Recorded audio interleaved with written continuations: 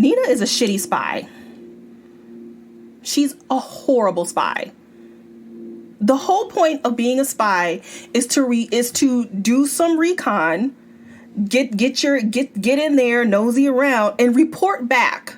She did the nosing around, but there was no reporting back.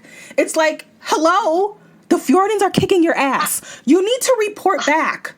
You mean to tell me that you can build airships and automatic weapons, but you can't build a communication device? Uh-huh. Or use your Gersha powers to, like, teleport or telepath it over? Yes. I don't know. Something.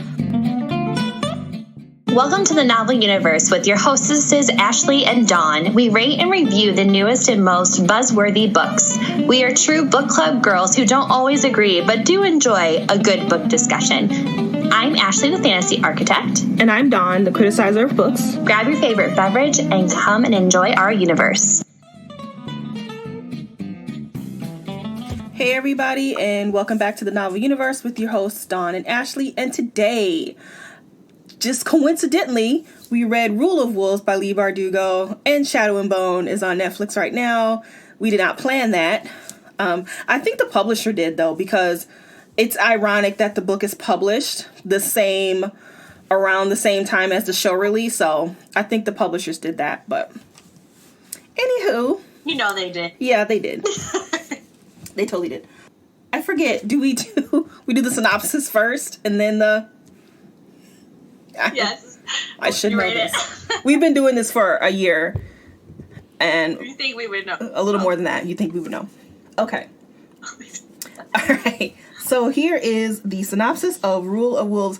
If you have not read King of Scars, then I don't know what to tell you. Okay, here we go. The wolves are circling, and Ravka's time is running out. The Demon King, as Fjorda's massive army prepares to invade, Nikolai Landstoff will summon every bit of his ingenuity and charm, and even the monster within, to win this fight. But a dark threat looms and that cannot be defeated by a young king's gift for the impossible. The Storm Witch. Zoya, I am not going to say that name, has lost too much to war. She saw her mentor die, and so, yeah, that's a spoiler if you haven't read King of Scars there. Sorry. She saw her mentor die and her worst enemy resurrected, and she refuses to bury another friend. Now due to demands she embraces her power to become the weapon her country needs, no matter the cost. The Queen of Mourning. Deep undercover, Nina Zenik risks discovery and death as she wages war on Fjorda from inside its capital. But her desire for revenge may cost her country its chance at freedom, and Nina the chance to heal her grieving heart. King, General, Spy, together they must find a way to forge a future in the darkness or watch a nation fall. I need Ravka to get it together. Dun, dun, dun. I know, Ravka's struggling here. Struggle bus. As they have been for what? 8 books now? 10 years. 10 years. Ravka, come on, man. Okay.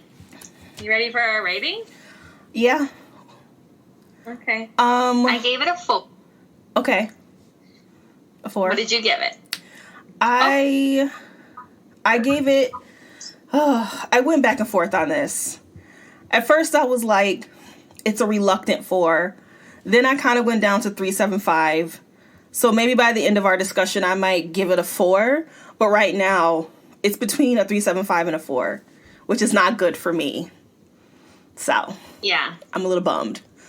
But I was like, just highly anticipating your rating on this, because again, Dawn and I don't discuss the books before we talk about the books, because we want all of our reactions to be extremely genuine and like, what? So when I was reading this book, I was like, oh no, Dawn is going to be so sad. Like, and it was like, and we've talked about it in passing, like, oh, we're going to get together on this day to talk about it. And it's like everything in us not to say anything of what just happened. But this book, I struggled because I have not completed the whole entire Shadow and Bone series, nor have I completed all of Six of Crows. Like, I've read like a book or two in each. But I have read King of Scars and I have read Rule of Wolves, so I feel like my thoughts are I have decent, weight, clout to be able to state what I'm going to say, but I struggle because I'm like, does it make a difference? Because I don't know all the information, but it's like, Rule of Wolves literally and King of Scars spoil 6 of Crows and Shadow and Bone, so it's like, okay, it should be fine. But yeah, I struggled because there were some moments that happened that I was like, oh no, I don't know if I like that. And then it was, oh no, I do like that. And then I don't know. So mine was between a 3.75 and a 4 as well. Okay. It's Bardugo, so I feel like that's why I leaned more to giving her a 4. Yeah, and that was why I was leaning towards a 4, because it's Leigh Bardugo. And should I do that? I don't know, but I do it, boss. Okay. I'm speaking the truth here. Yeah. All right. I forgot to mention that if you're new to the podcast, hey, why don't you follow us? But also, we will be breaking this podcast up to spoiler-free and then spoilers, and we will let you know when we go into our spoiler edition. We're going to keep the spoiler-free rather short because you've probably read book 1 if you're listening to this. So we can't really say too much spoiler-free because it's all spoilers. So let's get into our dislikes. Are you ready for my first one? Yeah. I don't like that the Darkling is so present. Yeah. I don't. Yeah. I struggled with this because I really like him in Shadow and Bone. I really do. And then when he comes back, I'm like, why is homeboy coming back? Haven't we dealt with this already? But it's like his character is so intriguing. So it's like you really want to you're like, what does he have to say now? But he just reminds me of the Lord Sith from Star Wars who does not die. He's always there. So I had some issues, which we will get into in spoiler, with the Darkling and his overarching presence that just seems to keep happening. Yeah, I wrote, I'm over the Darkling. I'm over it. And you loved him, didn't you? Didn't you love him? Yeah. Yeah. We'll talk about more of because we're going to do a Shadow and Bone discussion in the future. I'll get into my Darkling stuff there. But yeah, I just don't feel like he's adding anything new to his whole, I feel like we know everything about him and his motive, and he's not adding anything new or interesting to himself, and I'm over it. Yeah, no, he didn't bring anything new to the table, and he didn't surprise me and keep me enticed like he did, when we first were introduced to him, where it's like, oh, what is he going to pull now? Ooh, because he's bad. Mm-hmm. There were so many things that I was like, stop it, please go away. Yeah. Why are you still here? Why are we still dealing with this? Yeah, and then when the end of the book came, and he hadn't been in the book for a while, and he showed up, I was like, oh, dang, this guy. Here goes this guy again. Ugh.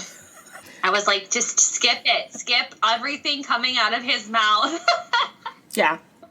Okay, my biggest dislike, it's kind of weird because I liked the ending, but I also didn't like the ending. And I can't really say anything else because it's spoilers, but I had a love-hate relationship with that ending.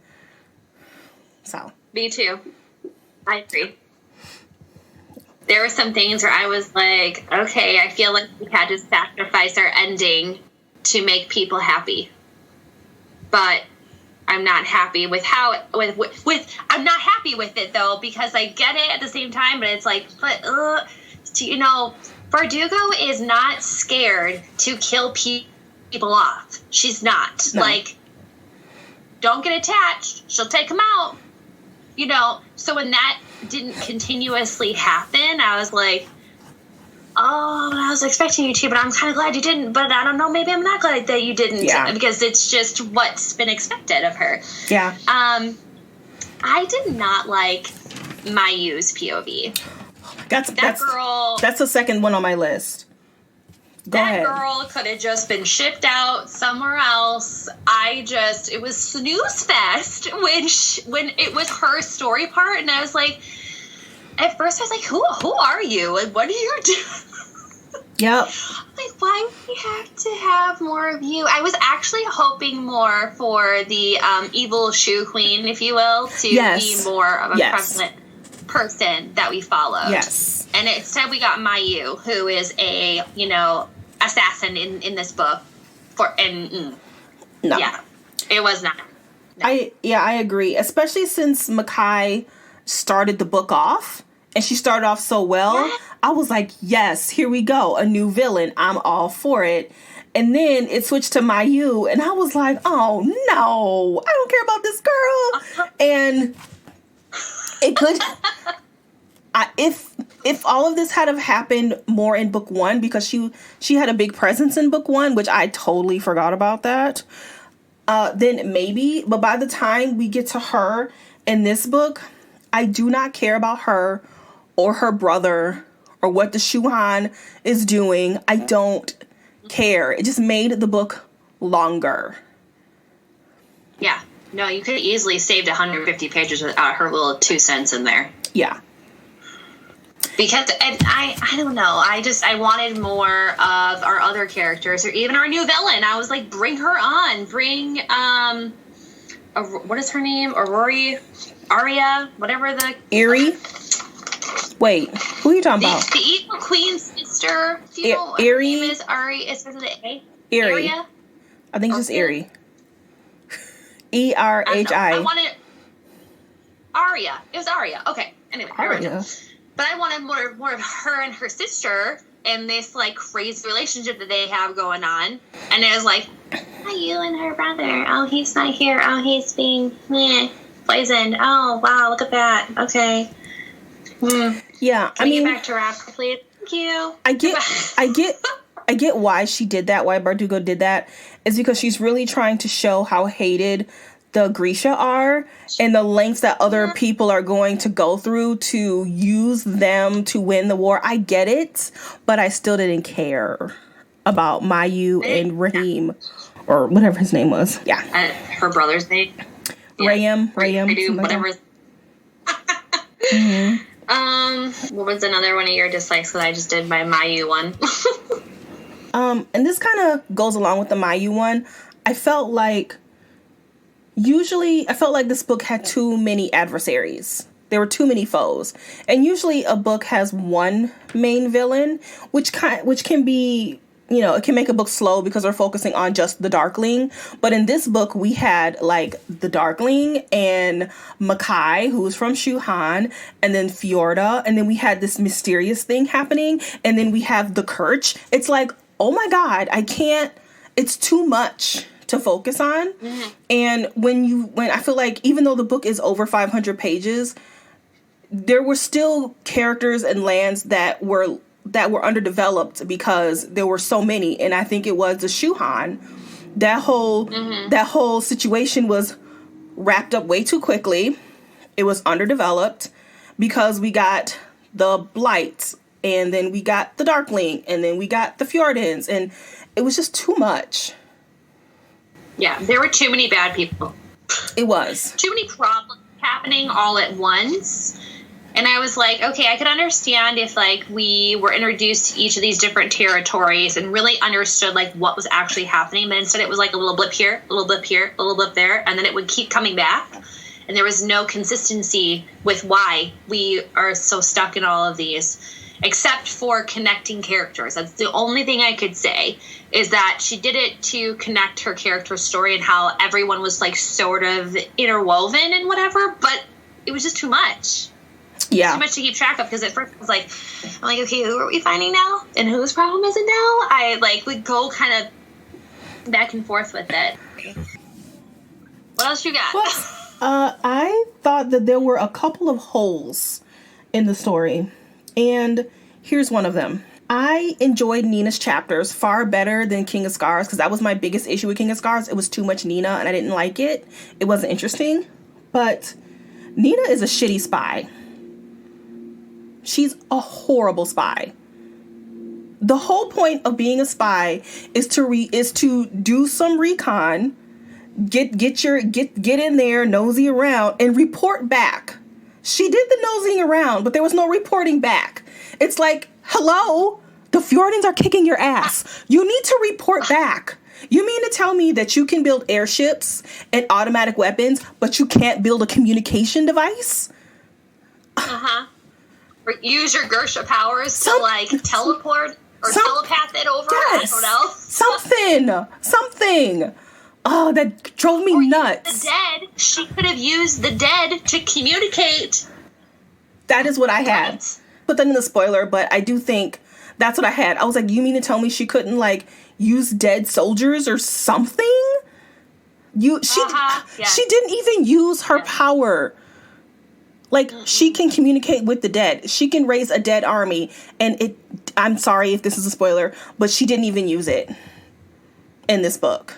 What's the point of being a necromancer if you're not going to use it? The use of the Gersha powers, I felt like, were super underwhelmed in this book. Oh, yeah. Like, it wasn't like, okay, Nina is a freaking, like, badass, like, character. And so is Zoya. Like,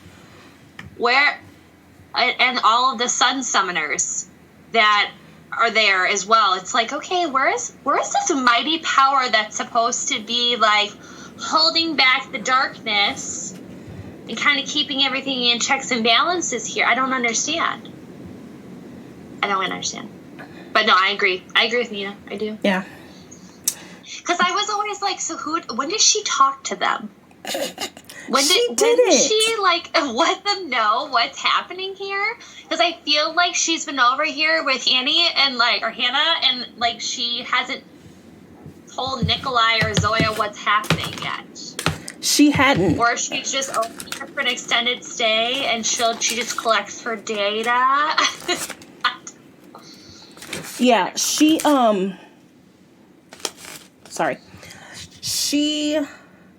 there was one time where she got to Ravka. She got some info to Ravka, but I felt like that only happened once.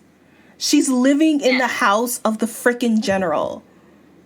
Maybe get out of Hannah's bed and go pay attention to some conversations and report back. Yeah, I just... Yeah, I agree. Maybe you don't need to be a spy. Your spy job, your spyness is bad. Do something else.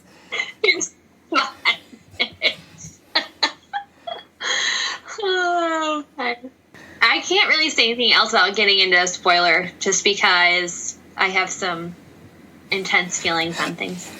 The only other thing that I disliked was the introduction to Prince Rasmus.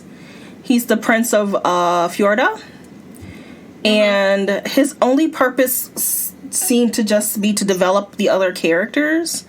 But some of his actions were really extreme. And I know why he's there, but I just felt like, once again, we have a new character that we're adding, and he's underdeveloped.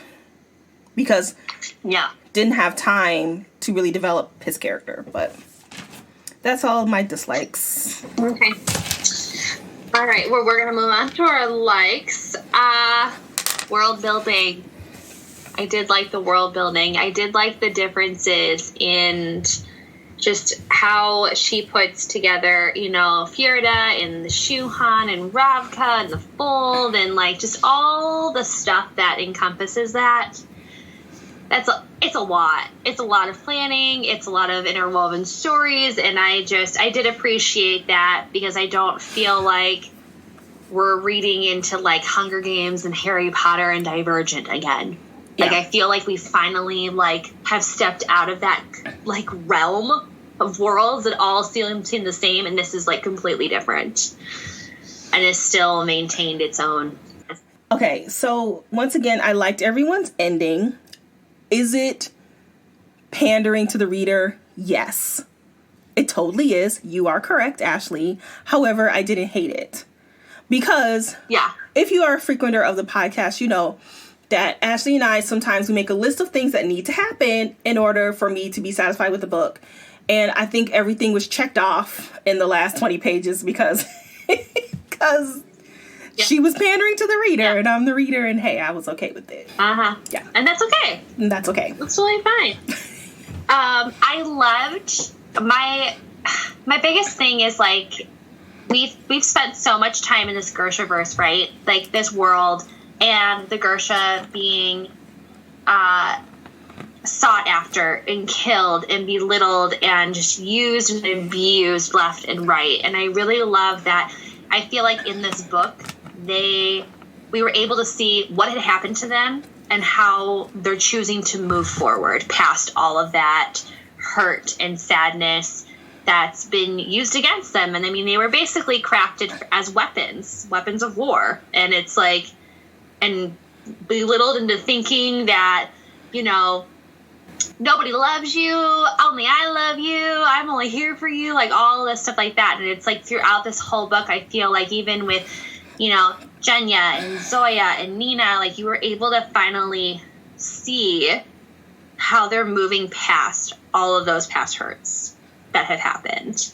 And I did like that because that's growth. That's growth in our characters that we've spent so much time really delving into. Mm-hmm.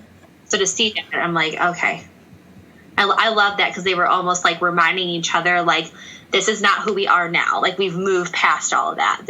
We can choose to be the bigger, better people. Even with the Darkling still lingering in this book.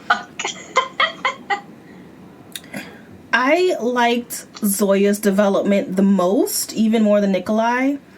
And I wonder if... We can't really say too much, it's a spoiler. But I wonder if just Shadow and Bone... Because Shadow and Bone is different from the book as far as Alina. Alina, I told you... Because Ashley and I and a couple other friends, we watched it together. And I said that Alina was Shu in the books, but I don't think she was. I think Bardugo and the screenwriter made her half Shu. And so I'm wondering if Zoya's whole storyline was impacted by the show. Because I feel like that wasn't, and I'm being very vague here, but I feel like a big part of Zoya's background was not explored in previous books. Not in Shadow and Bone, and maybe I missed it because I didn't read I read them all originally when they first came out, so I had totally forgotten everything. I'm currently rereading them, and I finished Siege and Storm. I haven't read Ruin and Rising yet, so I don't know if it's in that, but I don't know. So I don't know. I did like her character development. I thought that... I'll just stop there. I like Zoya's development. I'll just stop there. That was one of mine too. I really enjoyed Zoya. And I enjoyed Hannah's story as well. I feel like there was so much... Like, she was one of those underlying characters that I enjoyed, like, way more than Mayu and, you know, a whole bunch of other ones that I could name off to you. But, like, hers had a purpose. It served a purpose. I felt like we reached where we needed to be, and it was good. It was one of those where I was like, okay, we're flipping to their chapter now, but I don't care because I'm okay with that. Yeah. Versus, like, just give me, you know, Zoya and Nikolai. Like, it definitely wasn't all about just that, which was nice. Mm-hmm. My next like is Zoya and Nikolai. I love them. Yes. And... Oh, I love Slow Burn. The Slow Burn. They are not better than Kazan and Nej. Kazan and Nej is the OG ship, but the OG OTP. However, Nikolai and Zoya are pretty good too. I did enjoy Nikolai's transformation into the king that he is at the end of this book. Yeah. Felt like, you know, it wasn't just like, well, I'm going to keep my title and yada, yada, yada. No, like, his heart was truly like what you would hope for as a king of a country, to be like, it's all for Ravka. Everything he does is for Ravka. Like, his happiness, you know, just throw it out the window. He doesn't need it. But what he needs to be is to be a savior. And if he goes down, you know, in a fight, oh well. At least he went down with dignity. Like, I really liked that about him, because he wasn't just your normal princely king, like playing court, if you will. He was an actual king, in my opinion. And I like that he kind of embraced the monster. Because in King of Scars, they're trying to get rid of it. And in this one, Yeah. he's like, I think one of the taglines in this book is "We're all monsters" or something like that. And he he embraces Zoya it. says it. Yeah. He embraces it. We all have a little bit of monster in us or whatever, or we're all our own monsters or something like that. We're all monsters now. It's on the back of the book. Yeah. Yeah. Yeah. So, and I like loved that. I loved it so much because King of Scars is literally, they're trying to pull this thing out of him. And when this realization hits that maybe it's a part of him, I'm like, oh, it's so good. I loved it. I literally was like, yeah, embrace it. I think that's all I can say, though, without saying anything. I have a small like. It came like around page 3 something. And Zoya and Nikolai are going into this little place that she goes to, and Zoya compares herself to the Thornwood, and and you know, me being a critical reader, as many of you guys are, I was like, oh my god, this is a total metaphor for Zoya. And at the end of the page, Zoya goes, it's not a metaphor or anything. I was like, that's hilarious. That's Bardugo's humor coming in. Yep. Yeah. And I was laughing. Yeah. I was like, that's literally, this is the moment where Dawn would dock a star if she got. It's so true. Dawn has the secret checklist in her mind that she'll start at. It's like, you remind me of like waiters at a restaurant. If they do not ask to refill your water at a certain point, you start docking the tip. I'm not that bad. But it's what it reminds me of. It's like your little checklist in your mind that only you know. That's funny. But as we read book together, I do get to know you just a little bit better as to what your list secretly is. So it's not really a secret. Yeah. Maybe it is. All right. Well, if you have enjoyed this spoiler-free edition of Rule of Wolves, and you are not going to read it in time for our next podcast, please know that our next podcast is going to be Blade of Secrets by Tricia Levenseller. Mm-hmm. Is that how you say her name? Levenseller? Yeah. Yeah. Tricia, yeah.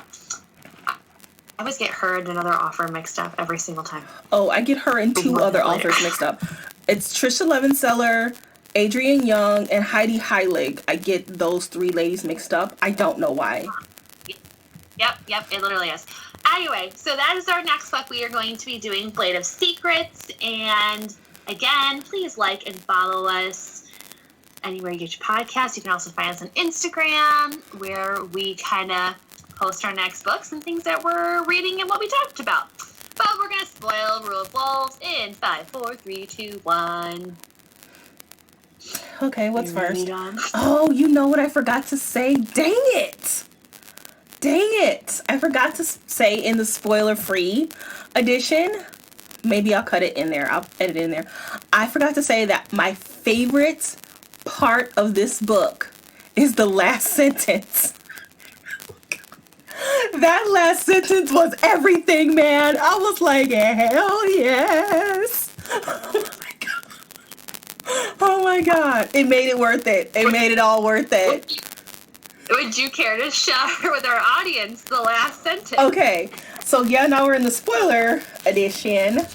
I can read it. She says, Zoya, get the message to the Crow Club. Tell Casbrecker the Queen of Raqqa has a job for him, which means 6 of Crows book 3. 6 of Crows book 3. Oh my god, I was listening to this at work and I was like, yes, very loudly. I was very excited. Very excited. Oh my god. I'm laughing so hard because it was what I felt too. I was like, oh, Donna's going to be so happy her man is back. He's back again. Yay, yay. Woohoo. A little bit of just for here. And you know that is totally for the fans because Bardugo knows that people love 6 of Crows, the Crows, way better than Melina. Oh my god. Yeah. I was like, Melina, I got what you did. I'm good.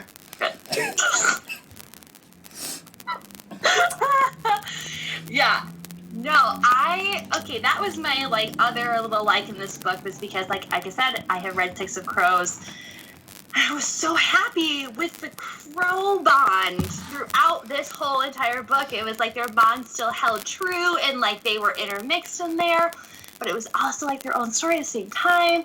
And it was like Inej shows up at the end of the book and I was like, oh, does that mean Taz is coming? Like, yes. Inej is coming. Like, oh, these like warrior with all of her knives and whatever. I was like, oh, it's Inej. Inej is here. Inej is here. Everybody just stop. She's here. It also didn't help that, like, the last Shadow and Bone episode we watched was with her in it, and it was all about her kniveliness and beautifulness. Yeah. Anyway. But, okay. Yes, I did really enjoy that, the storylines that just intermeshed that way. I thought it was beautifully done, and it was great.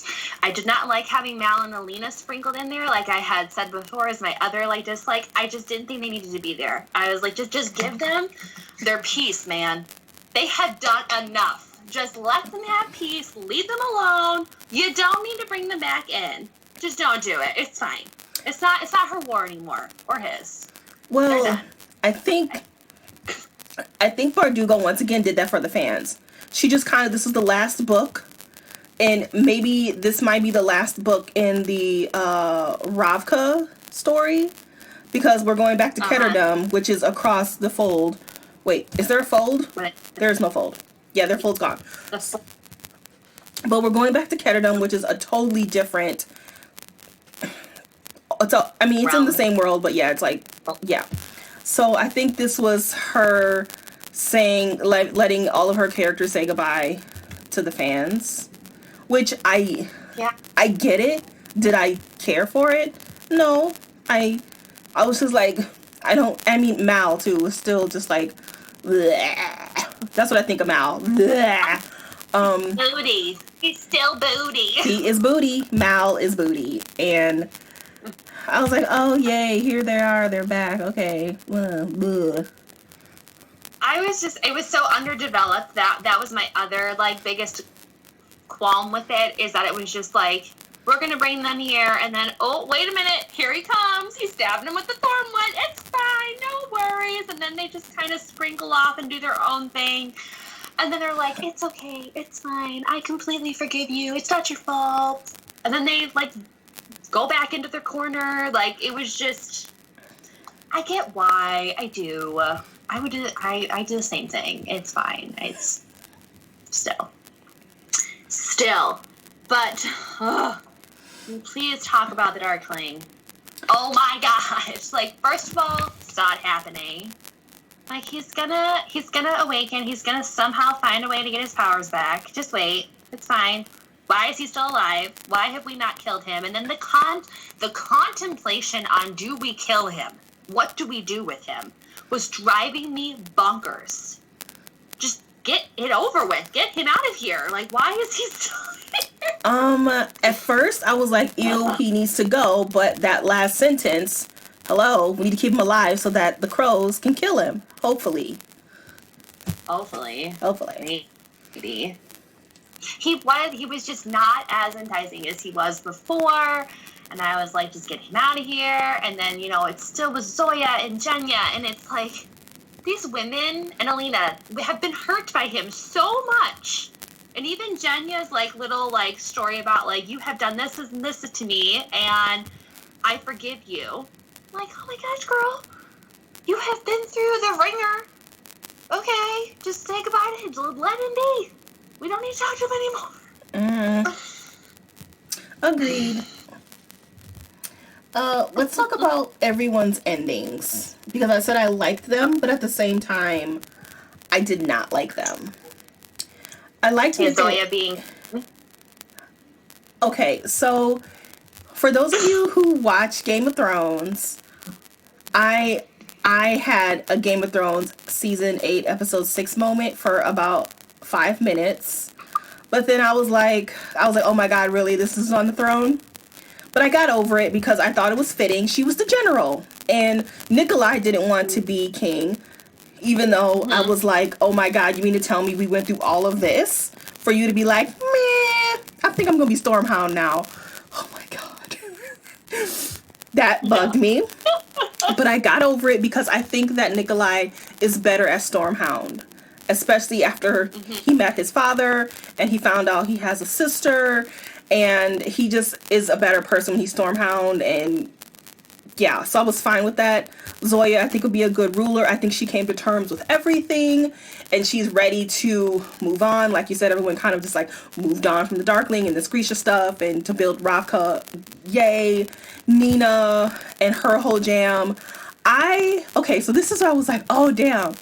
This is totally spoiling Crooked Kingdom for Ashley because of Matthias. But... oh, yeah. Yeah, but I mean... I love Matthias. I was like, oh, he's gone. That boy is gone. He's gone. It's fine. I was like, well, we'll just, it's fine. That was a heartbreaker. Actually, I don't like Matthias. I also think Matthias is booty. But I was really sad in Crooked Kingdom because... for Nina. And so when Hannah, quote unquote, died, I was like, okay, Bardugo is not heartless. She is not Sabaa Tahir. She is not going to kill this other love of this girl. She's not going to do that to her. Thank God she didn't, because I would have been pissed. But still, I was pissed. I was driving my RV, and I'm like going down the road, and I was like, no, what do you mean? No. And I was like, it's gotta be a lie. It's gotta be a lie. And then it's like not becoming a lie. And I'm like, ah! I didn't see it coming. I didn't see it coming. I didn't see it coming either. I had hoped it was a lie. And I was right. Yeah. But it was very thin hope. Yeah. I didn't see it coming either. And I was like, no. Once again, I'm at work. No! But then I was like, no, there's no way she's going to kill two of her love of her life. There's no way she's going to do that. So, thank God she didn't. I'm so happy, though, when she realized who she had become, who Hannah had become. And I was like, oh, thank God. You know, because at the same time, like, Hannah struggled with this whole idea of, like, never feeling like she was herself, like, in the body that she was supposed to be in. And I loved that so much that she was, you know, even though Gersha lived longer or whatever, like, they would just alter and kill off whenever they needed to.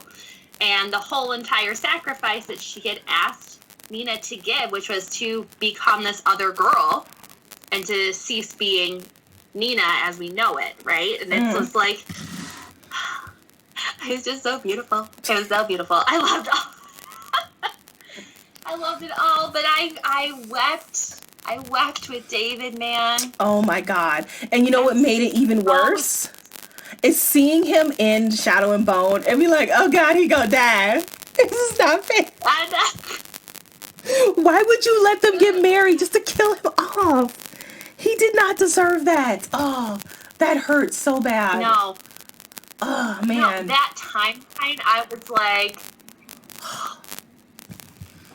I was having, like, I feel like this is what Cass was really wanting us to achieve in the last book that we read, The Betrothed, when, like, the whole entire family gets killed off. Yeah. Do you know what I'm talking about? Yeah. And but, like, in that moment, I was like, this is how it's supposed to be written. Like, this is how it's supposed to be. Like, but I was, like, screaming in the car. Because, yet again, listening to the book while I'm driving, I'm like, oh, no, she just finally married him and got the wedding that she wanted. Oh, my gosh, no, it's me. And then what made it even worse, I don't know what chapter it is, but what made it worse... journal? Huh? When she, like, lets his journal, like, burn with him? No, I wasn't going to say that. It was like, you turn the page, and then it was like, we watched David's body burn. I was like, no! That was the first sentence in the next chapter. I was like, oh, God, no! Are you kidding me?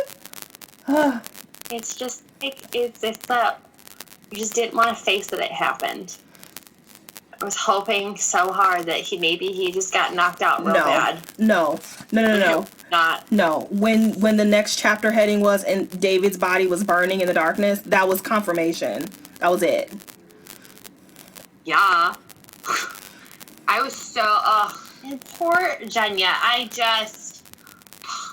my heart just broke for her so much because she has endured, yet again, like a lot of our other characters, I feel like she's endured more from the Darkling than any of the other ones, because she was kind of like the head honcho, if you will, for the longest time, you know, and being used for his plans and his poison. Like, she's like, you have no idea what I went through because of you, you know? And it's like, and then to have David, the one joy and spark in her life that she found, I was like, oh, God.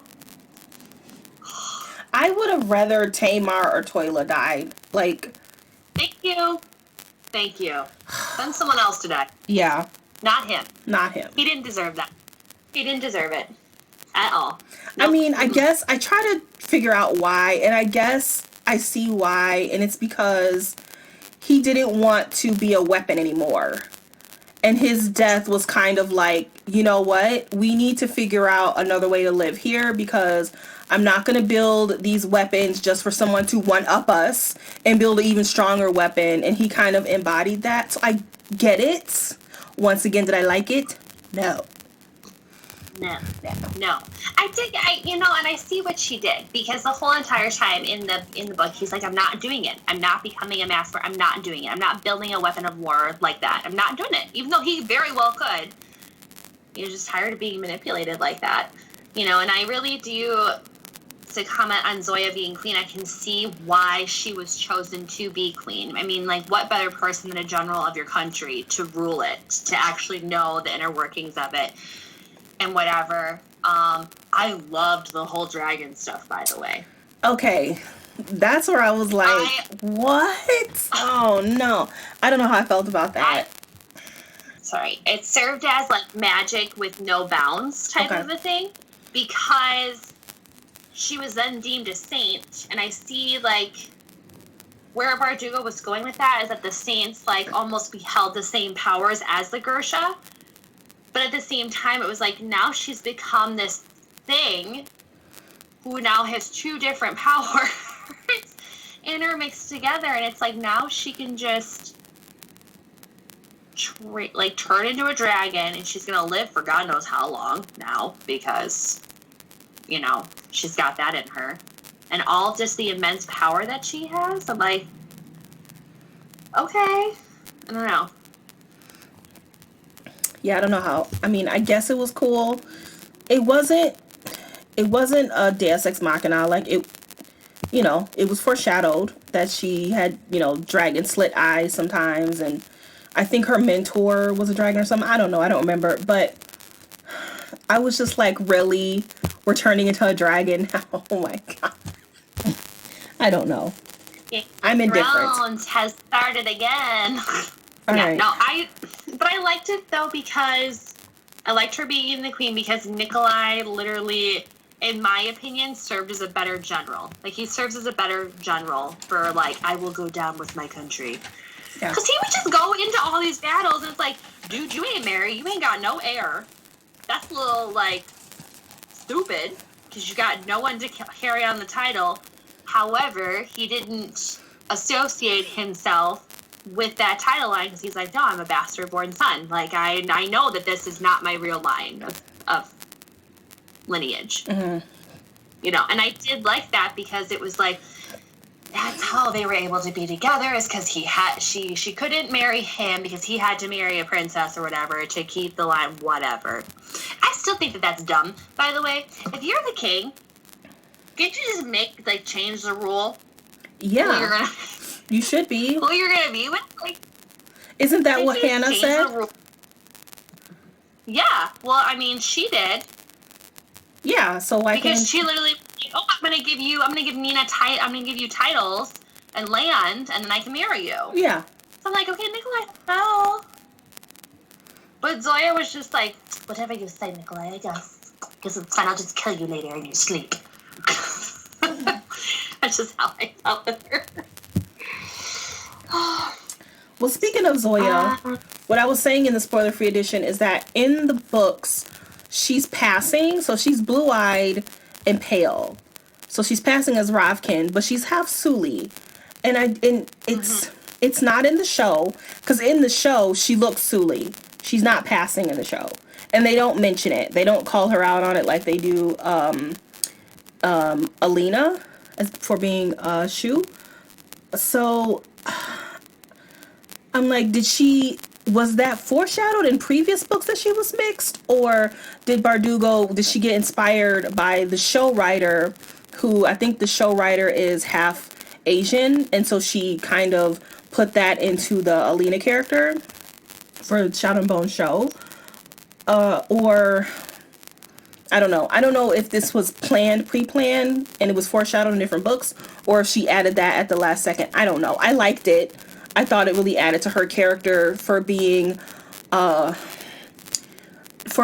passing for so long, and being, she's already discriminated against because she's Grisha, and now here's another thing that she just did not want to have to face. Mm-hmm. She was angry at her father for what he did to her, but when she's confronted with her people and they call her daughter, then it kind of like melts her a little bit, and she's like, I need to just accept it. And then once she does that, then she can turn to the dragon, then she can accept Nikolai as her one and true love. So I liked it, but I don't know. That part was epic. What? I liked coming to terms with all of that, with Zoya coming to terms with that. So it was just like, oh my gosh, girl, you have closed down all of these doors for so long because you've been told that what you are is not okay. So it's like there's no attachment here. There's no ownership to who you are down to your core. And it's like when she finally accepts that, it's like now she's able to expand. Yeah. And be who she is. But in the show, I really liked it. Go ahead. In the show, I think it's episode, I don't know. You might not be at this point yet. I don't think you are. But somewhere in the show, Inej is at the castle, at the little palace, and the people are like looking at her, and some lady's like, oh, they have Zimides here. And Zoya walks past her, and she's like, she's Sully. Like, stop, we don't all look alike type of a thing. And I'm like, okay, so they are playing up Sully as being other, and that Zoya was angry that they were, kind of giving Inej a side eye because, she's Sully. And even at the end of the book, it does come back. I'm not going to say because Ashley hasn't seen all of it, but it is in the show. But like I said, in the show, she's clearly Sully, whereas in the books, she's not. She's passing as white. Yeah. So, not that I care or anything, but I don't know. Thought it was interesting. Yeah. Can we talk about the Darkling being used to hold open the fold? Well, he wanted to because he wants to be a saint. Like, that's been his whole motive from day one. But that whole entire thing, I'm like, oh my gosh, this being wants to be remembered as a saint so badly that he now is going to subject himself to, like, eternal, like, pain, holding this open because he's the only one that can do it. Holding the fold open, And I was just like, oh my gosh. I'm like, please don't come back. If you need to, just stay there. Just stay in that spot. Not impended, what is that word called? Impaled with all the thornwood. The thorns all inside of you. It's fine. Well, no, he's got to come back because the crows have to kill him. Yeah, I don't know about that. I mean, I didn't want it to be Nikolai, so if it's got to be the Darkling, let his ass do it. Oh, I know. I'm like, oh, it better not be Nikolai. I'll be pissed. Yeah. I'll be pissed. Oh, I'm just like Nikolai, Zoya, and Nina. I'm like, they all need a good long vacation. Just good long vacation, peace and quiet, and nothing else. Especially Nina. I was like, this girl just needs to just leave her alone for a little bit. Yes. Speaking of Nina, I did not like Brum's demise either. I thought that was really anticlimactic. I hated that. Didn't he just go to jail? They were just like, put him in jail. Yeah. Yes, and I didn't like that either because, Jarl Brum, however you say it, Gnarl Brum, Gnarl Brum. I don't know, Jarl. yeah, he was literally like Queen, what's her name? I cannot say her name. Who? Starts with an M. Makai? He was just this bad dude. Yeah, he was just this bad dude. And I'm like, okay, like, you need to go to jail. You need to, or not jail, but. Or die. Like, harsher than what's happening right now. Yeah. It's like, oh, he was just sent away. Like, but it was also his daughter that sent him away. Like, she was the one that inflicted the punishment. So it's like, maybe, but still. It's like, just. After all of that, are you joking? Woman hater to the core. It's oh just, my gosh. It's just an opportunity to bring him back. That's it. That's it. What needs to happen? You need to just cut your losses. Okay? Let them go. Or else they're going to come back. As we know with the Darkling. We come back if you don't fully get rid of us. And so is Makai. Nothing happened to her either. She's just somebody's maid now. Yep. They're all going to come back. That whole thing with, like, that Makai had sent the grandma off, basically, and she was still technically the ruler of the shoe. I'm like, you dumb. Like, because she was still alive, I'm like, okay, well, then she can still come back, which is what Arya did. Her name is not Arya. That is from Game of Thrones. Okay, well, her name is Arya Eerie. in my mind. Eerie. Arya? How do you say her name? Eerie? Eerie, yeah. Eerie. Oh. Sorry, guys. I don't know why I looked on Arya. I don't either. You're like, who the heck is this person? And Ashley doesn't even watch Game of Thrones. No, I see. Okay.